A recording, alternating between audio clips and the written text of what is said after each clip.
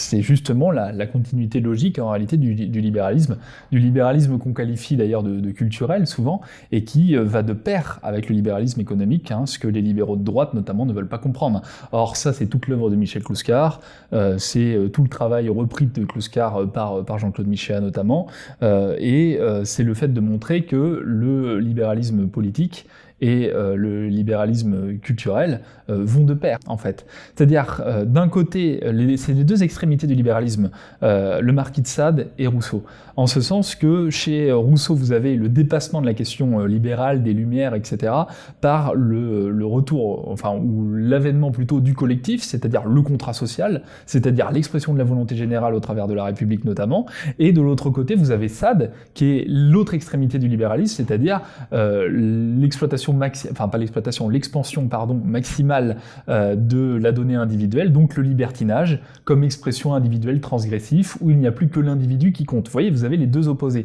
Nous, évidemment, on défend Rousseau contre Sade. L'obéissance à la loi qu'on s'est prescrite est liberté, ça veut dire qu'effectivement, j'accepte de délaisser une part de mes pulsions pour convenir que tous ensemble on va le faire, pour se régler sur la loi, parce que sinon c'est la loi du plus fort qui va l'emporter, c'est-à-dire le retour à la nature.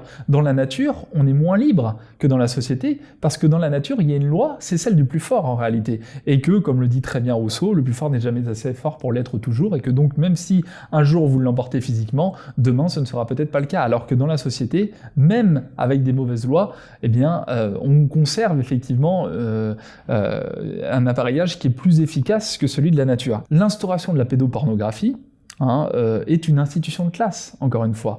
Et on parle pas de faits individuels ici, c'est pas ce qui m'intéresse, mais bien d'une structuration, d'un état d'esprit, d'une propension, disons, pédopornographique organisée à l'échelle de la classe dominante. C'est-à-dire, on passe d'une logique de la transgression, c'est tout à fait la mauvaise vie. Frédéric Mitterrand, vous voyez, qui avait écrit, vous savez, Frédéric Mitterrand, qui dans l'émission d'Ardisson avait dit aussi en dessous de 14 ans, c'est dégueulasse.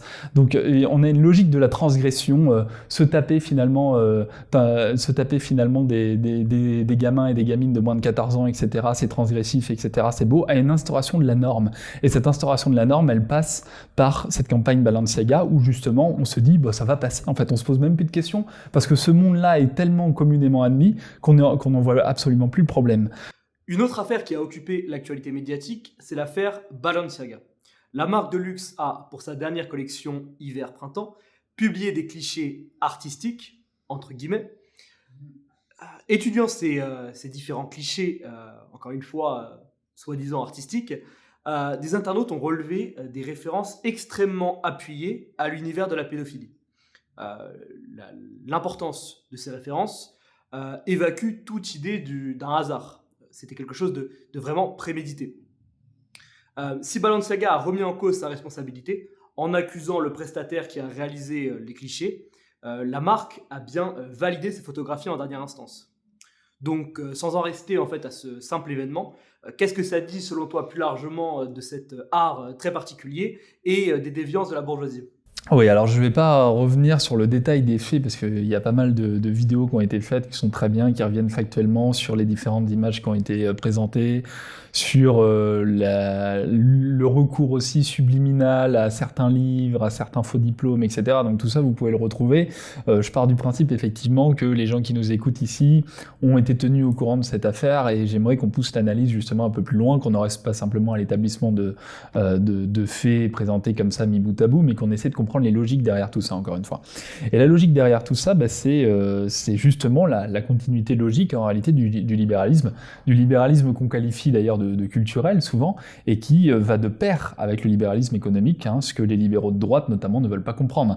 Or ça, c'est toute l'œuvre de Michel Clouscar, c'est tout le travail repris de Clouscar par Jean-Claude Michéa notamment, et c'est le fait de montrer que le libéralisme politique et le libéralisme culturel vont de pair, en réalité, d'accord ? C'est toute l'idée d'après laquelle, effectivement, le libéralisme en crise, et notamment dans sa phase capitaliste post-Seconde Guerre mondiale, a besoin d'ouvrir de nouveaux marchés, doit rompre, du coup, avec le capitalisme à papa, paternaliste, très épargnant, assez austère, très protestant, etc., et donc doit ouvrir des nouveaux marchés, et donc va utiliser pour cela le recours notamment au désir, et l'idée, effectivement, c'est là qu'on va faire en sorte, effectivement, de faire consommer au maximum les jeunes enfants, ce qu'ils vont devenir les adolescents, puisque en réalité, cette catégorie, pendant très longtemps, n'existe pas.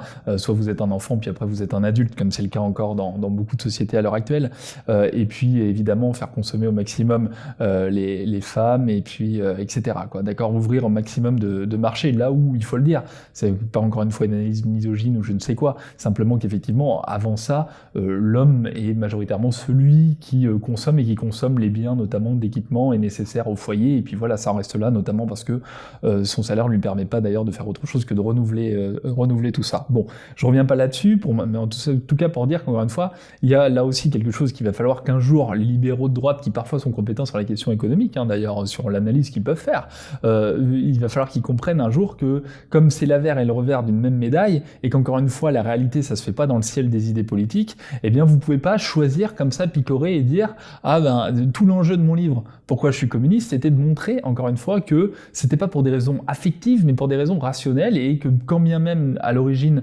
j'étais pas forcément tenté par le communisme ou quoi que ce soit, c'est pour des raisons rationnelles que j'y suis venu, et contre l'idée gauchiste qu'on peut s'en faire, etc. Pour ceux qui découvriraient ces vidéos, je vous invite à découvrir le reste de mon travail et à vous défaire de l'idée d'après laquelle, quand je dis ça, ça rejoindrait la logique de Besancenot à Roussel. On n'est pas du tout là-dedans. Mais tout ça pour dire que ça se fait pas dans le ciel des idées, donc vous pouvez pas piocher comme ça au hasard. Donc vous voulez, et le pire c'est le libéral de droite catholique, quoi, qui boursicote la semaine, et qui le dimanche va à l'église et sur le parvis de l'église se désole du fait qu'on autorise la GPA, etc. Alors que la GPA permet justement l'ouverture de nouveaux marchés et la précarisation continue et l'exploitation continue des femmes du tiers-monde, justement, au service justement d'une hyperclasse qui, elle, utilise les enfants et les objectifie. Et donc on revient d'ailleurs sur notre sujet. Mais encore une fois, pour dire quelle est la continuité qui nous intéresse ici, c'est celle en fait historique du libéralisme, c'est Sade contre Rousseau en fait. C'est-à-dire d'un côté, c'est les deux extrémités du libéralisme, le marquis de Sade et Rousseau.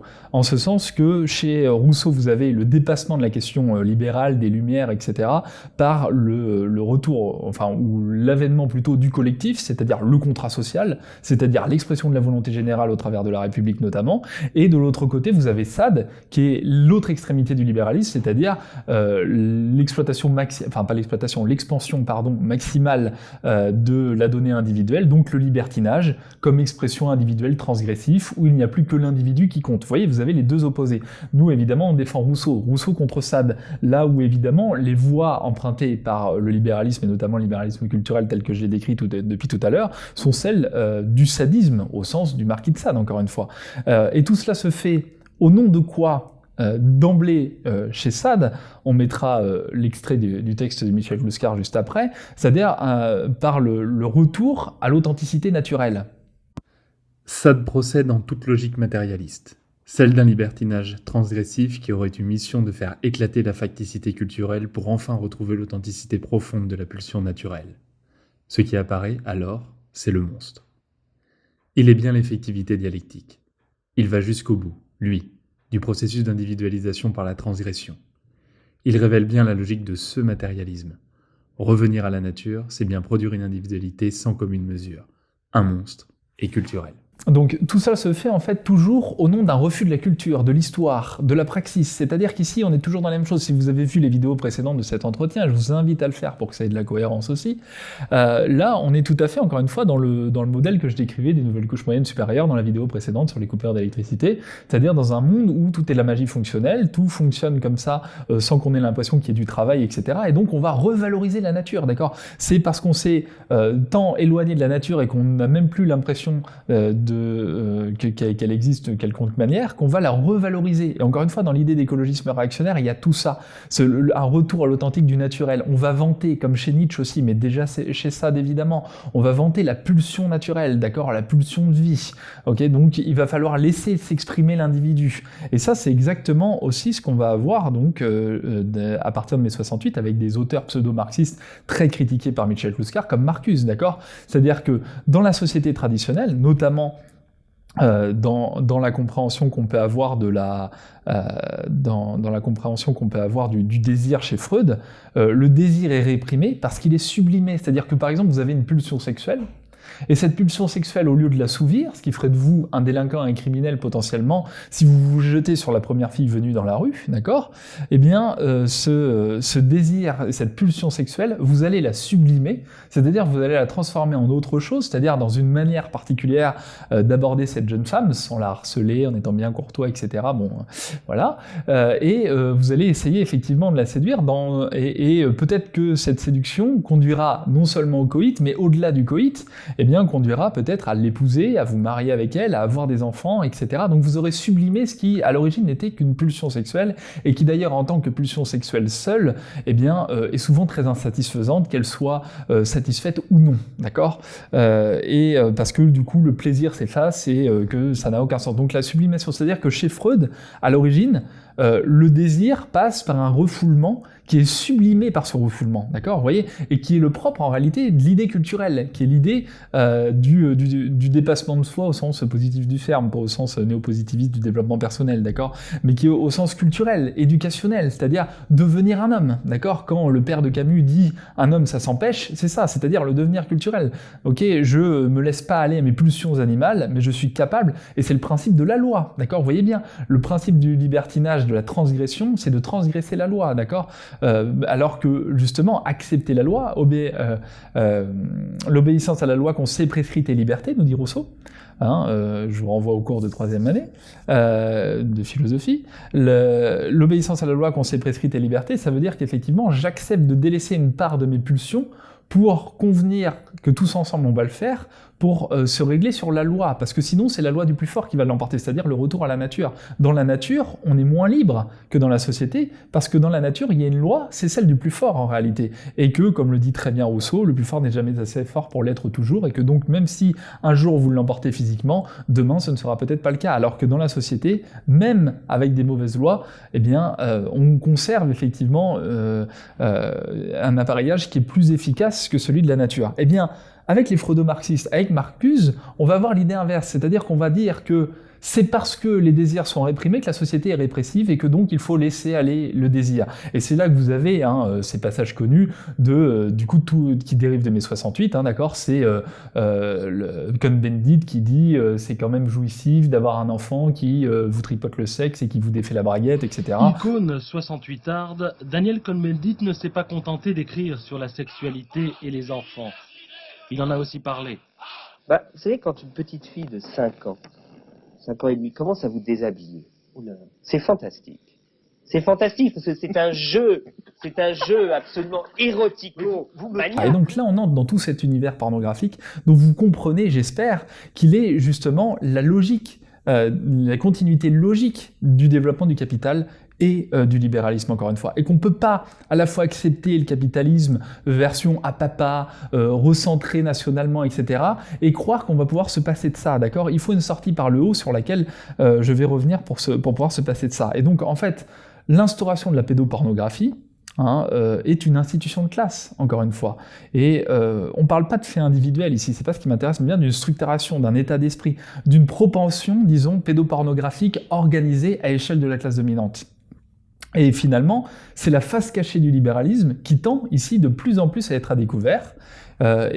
Finalement, vous avez un naturalisme individualiste et transgressif proprement sadique, justement, qui est du retour à la pulsion, qui est le propre du développement d'un matérialisme positiviste aussi, en fait. C'est-à-dire, c'est Sade contre Socrate, comme le dit très bien Kluskar. Où je veux en venir là-dessus, c'est que encore une fois, ça peut paraître compliqué pour les gens qui tombent sur ces vidéos, mais c'est important. C'est-à-dire qu'ici, en fait, la figure du sadique et celle du positivisme ne sont que l'avers et le revers de la même chose, c'est le jour et la nuit. Je suis un petit calculateur comptable le jour, et puis je suis un sadique la nuit. Vous voyez, encore une fois, c'est les représentations de l'hyperclasse telles qu'on peut le faire. C'est-à-dire que la journée, je suis un petit calculateur comptable du FMI, d'accord, qui baigne dans les chiffres, etc. Et puis la nuit, en fait, je suis un espèce de violeur qui croit que finalement, il peut jouir sans entrave et violer n'importe qui, et notamment, comme l'avait dit Jean-François Kahn, détrousser des domestiques. vous avez eu des propos qui ont été mal compris pendant l'affaire de Dominique Strauss-Kahn, et vous êtes devenu un des symboles du machisme à la française, de ces élites, de cette caste des hommes politiques, dirigeants intellectuels qui sont déconnectés des préoccupations des Français, pour cette fameuse expression du troussage de domestiques, qui n'était pas complètement ça. Je propose qu'on la réécoute ensemble, comme ça, on sera bien instruit de la réalité. Écoutez.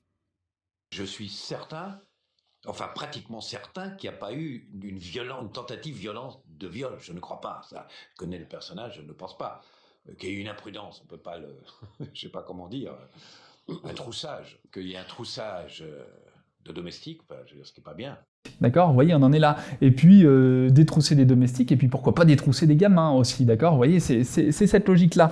Et donc, en fait, on aurait l'impression que tout ça n'a rien à voir. Encore une fois, vous voyez, les demeurés idéalistes, zététiciens, etc., diraient, oh là là, ils mélangent tout, ils comprennent rien, parce qu'en fait, c'est des ânes, en fait. Donc, évidemment, on peut pas opposer à des ânes la science de la logique, d'accord, hein. Vous savez, c'est comme jouer aux échecs avec un pigeon, d'accord. Quand j'ai un âne devant moi, je le caresse, je lui tapote gentiment le dessus du corps, là, et le dessus du flanc, et puis je lui parle pas de la science de la logique. Bon, là c'est pareil avec les ânes et les abrutis, on leur parle pas de la science de la logique. Bon, quand on passe à un niveau au-dessus, on comprend qu'en réalité, ce qu'avait très bien montré d'ailleurs Werner Sombart, par exemple, qui est l'auteur qui justement a formulé le terme de capitalisme, c'est-à-dire quand il parle de la conception du bourgeois, où il montre bien qu'en fait l'idée comptable, la valeur de l'argent qui travestit et qui rompt avec les valeurs féodales, avec lesquelles qu'on ne regrette pas du tout, hein, pour notre part, d'accord, mais il y avait la valeur d'un point de vue de la féodalité, elle était basée sur les questions d'honneur, etc. Et puis d'un seul coup, ça va devenir avec le capitalisme, eh bien, la question de l'argent. Et c'est très intéressant. Sombart montre très bien que dans la féodalité, par exemple, la comptabilité, elle est très hasardeuse en fait. On s'en fout un peu, c'est pas ça qui compte, d'accord. Alors que là, maintenant, ça va prendre une importance décisive à partir du développement de l'accroissement du capitalisme. Et en même temps, vous voyez, vous avez le libéralisme politique et économique, vous avez le libéralisme culturel en réalité.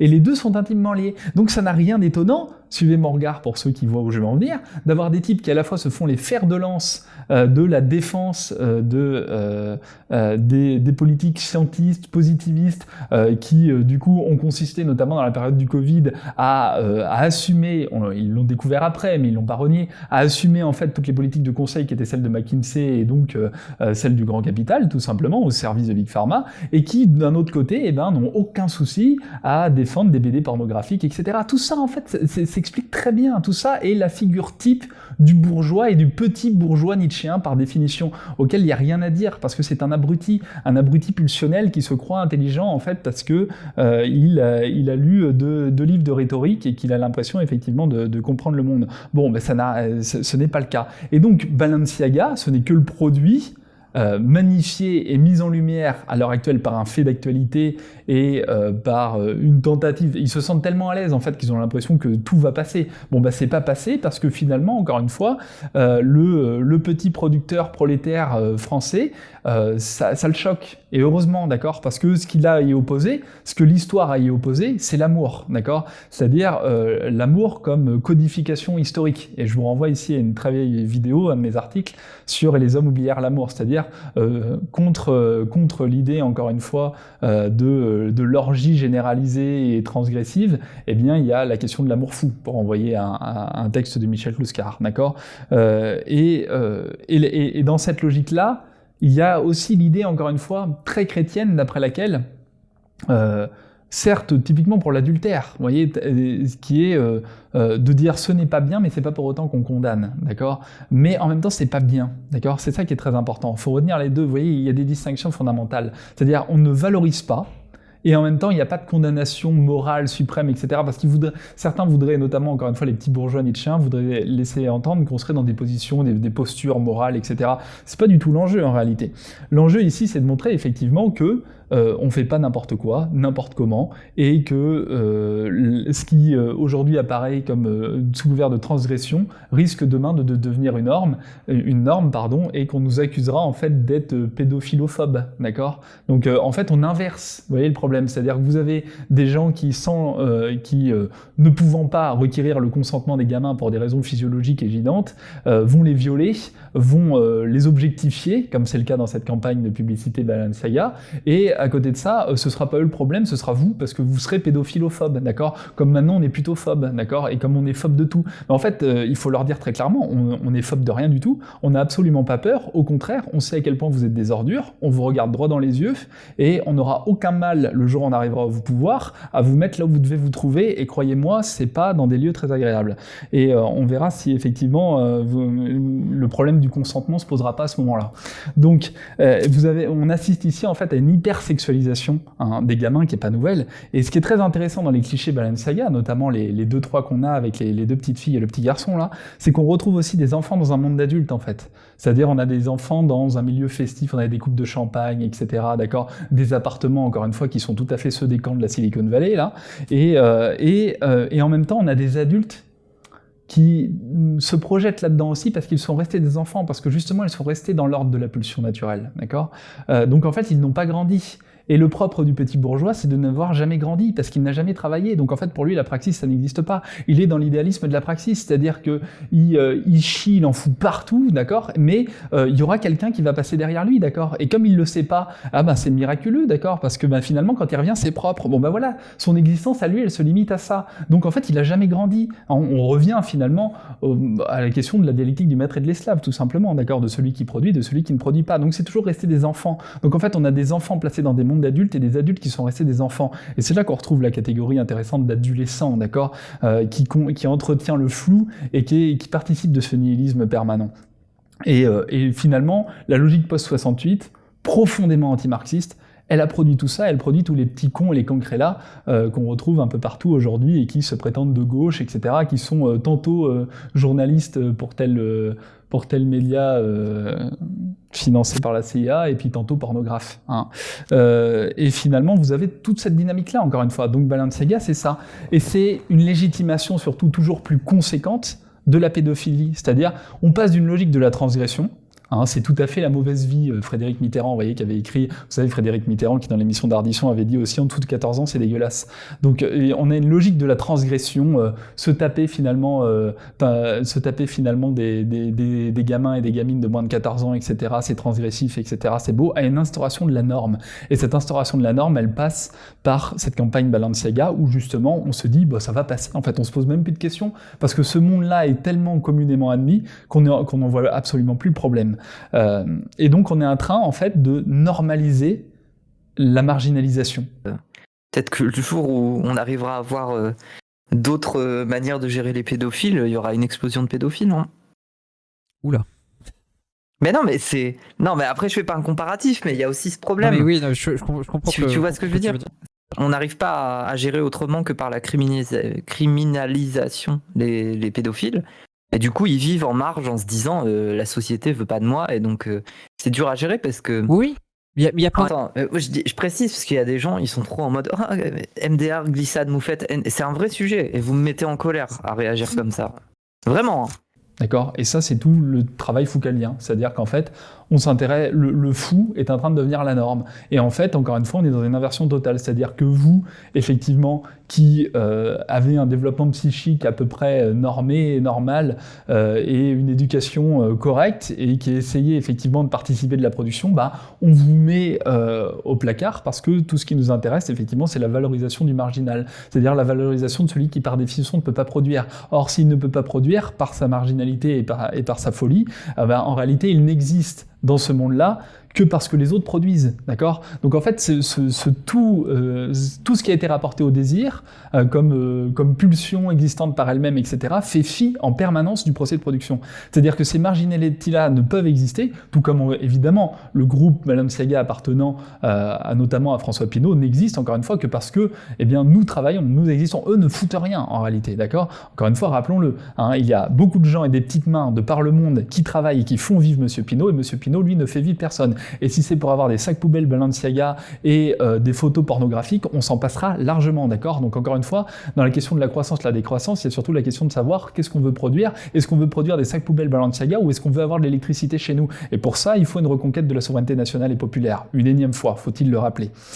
Mais encore une fois, du coup, en faisant ça, ce qui est intéressant, c'est que malgré tout, aujourd'hui, on voit bien, il y a quand même cet élan des gens qui disent « Oh putain, c'est pas normal ». Il y a cette révolte des producteurs contre le joueur sans entrave, d'accord ? Contre ceux qui en chient et à qui on est en train de dire on vous l'a mise à l'envers, on vous méprise, et puis maintenant, on va même baiser vos gosses. Ben non, d'accord ? Vous n'allez pas baiser nos gosses, au contraire. Et ça, c'est très très bon signe, d'accord ? C'est un signe anthropologique plutôt rassurant par bien des aspects, d'accord ? Parce que c'est celle d'une éthique où on refuse l'objectification des individus. Et ça, c'est le propre de l'altérité, d'accord ? C'est-à-dire que, encore une fois, on revient à la dialectique du maître et de l'esclave de Hegel, c'est-à-dire que finalement, le propre d'un sujet, c'est sa capacité à entrer en lutte, d'accord ? La lutte pour les consciences, c'est la capacité à montrer à l'autre que j'existe comme sujet, et que j'existe aussi comme sujet collectif. Si ça doit intervenir par le biais et par le prétexte d'une affaire comme celle-ci, eh bien c'est très bien. J'y crois pas trop, d'accord ? Ça va malheureusement très vite s'éteindre. Mais je suis content de voir que malgré tout, les gens en prennent conscience, s'alarment, et pas uniquement des gens qui seraient ultra-complotistes ou je ne sais quoi, ou d'extrême droite et quoi que ce soit. Non, ça choque la majorité des gens, et c'est tant mieux, et c'est très bien. Parce que cette objectification des enfants, ce sadisme, cet individualisme, c'est par ailleurs tout ce qui supprime en même temps la subjectivité, d'accord ? Parce que la subjectivité, c'est la capacité à produire un imaginaire collectif. Il faut renvoyer ici à l'excellent livre de Godelier sur l'imagination, l'imaginaire, qui montre très bien que tout ce qui est de l'ordre de l'imaginaire n'est pas inexistant, et qu'il y a une subjectivité plurielle, collective, etc. Et en réalité, on nous fait croire qu'ici, c'est c'est l'expression justement des sujets, de leur liberté, alors que c'est tout l'inverse en fait. C'est la soumission à la culture naturalisante. Et encore une fois, dans le versant le positiviste et le sadique, c'est le même rapport. Le positiviste, c'est celui qui veut tout calquer sur un rapport à la nature parce qu'il nie la culture, et le sadique, c'est celui qui revient à la pulsion naturelle. Donc c'est la raison pour laquelle c'est l'avers et le revers d'une même chose. Et en réalité, le seul moyen de mettre un terme à toute cette merde, encore une fois, c'est de s'allier objectivement, indépendamment des clivages gauche-droite, machin, etc., contre le capitalisme, d'accord ? Et pas pour un capitalisme industriel, contre le capitalisme financier, ou je ne sais quelle connerie et chimère à deux balles, encore une fois. Parce que c'est ce capitalisme qui produit et qui a besoin de l'extension de ses marchés, et qui va ne pas cesser de le faire, à la fois avec les mères par la GPA, à la fois avec les gamins, et certains espèces de sadiques vont en profiter à tout va. Et donc il nous faut une sortie par le haut. Cette sortie par le haut, c'est la reconquête de la souveraineté, de la République et du socialisme.